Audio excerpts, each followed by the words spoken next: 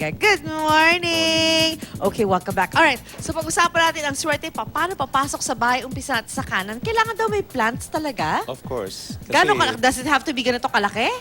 Yeah. Talaga? More or less, oo. Okay.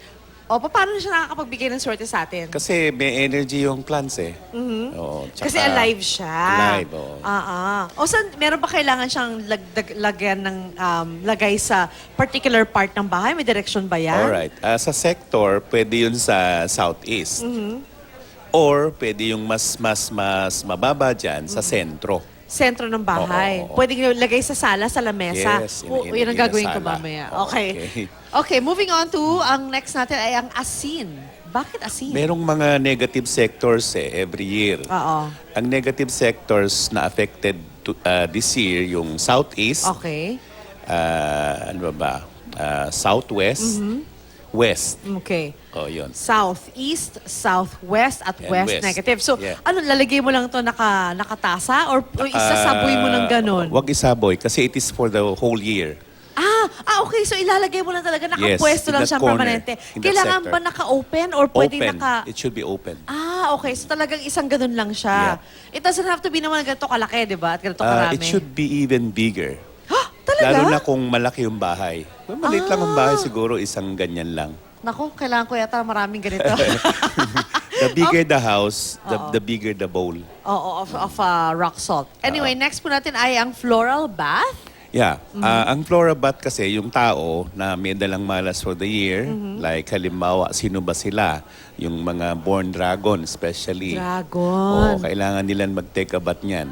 At talaga, Yung horse naman, meron silang violent star. So, kailangan magawa ng ganyan. so horse and dragon. How about yung mga ox tsaka rooster? Kasi I heard Ox, hindi na sila... no. Ox Okay, is one of the best. Talaga? Yes, you get star 6 ang kuha ninyo eh. Guys, you heard it. I'm one of the best.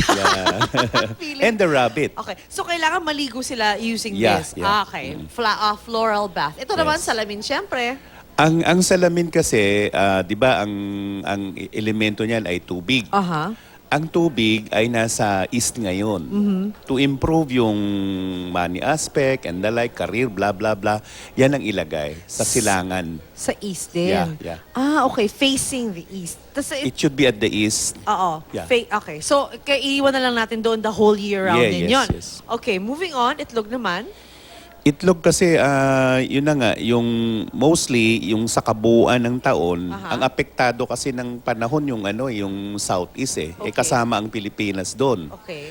So, this is for everybody actually. It should be a round bowl, 9 white eggs raw. Okay. 9 Eh, bowls, kaya lang 9 white eggs. mabubulok yan. Oo. So, dapat palitan nila every now and then. So mga every 3-4 days, 9 Hindi eggs. naman ganon. Siguro kasi ako naglalagay din ako every quarter. Talaga? Oo.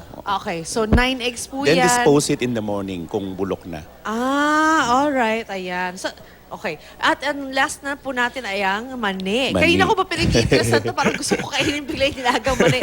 Totoo bang malas yan? Hindi naman siya malas kasi kaya lang habang kinakain mo siya, babalatan mo siya, alisin mo yung balat, yung Oo. shell. Aha. It means emptiness. Okay. So, Oo. as much as possible, dumiretso ka na rito. Doon sa adobong mani. Bumili ka Diretso na ng adobong mani. Oo, tapos with the miswa. Talaga? Di ba pampaserte yun? Oh. With the miswa and the Ay, the oh, mani. sa mga Chinese talagang every New Year's day, morning, meron kaming mga miswa. Ma, handa mo na yung miswa natin. Sir Oo. Tony, Yes, thank you so thank you much. very Thank much. you.